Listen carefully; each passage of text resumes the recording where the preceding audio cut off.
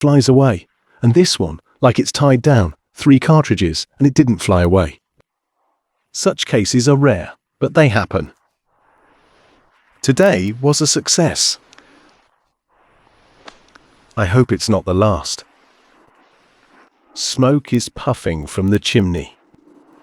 Well, now I'm letting you go.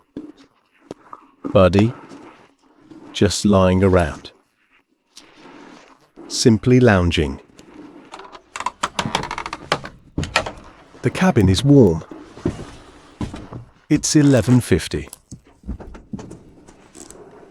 There you have it. Half a day on the road for a day off. Everywhere these darn cobwebs.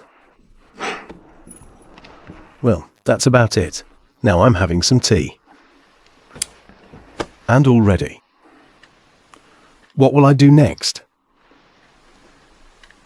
I need to go fishing.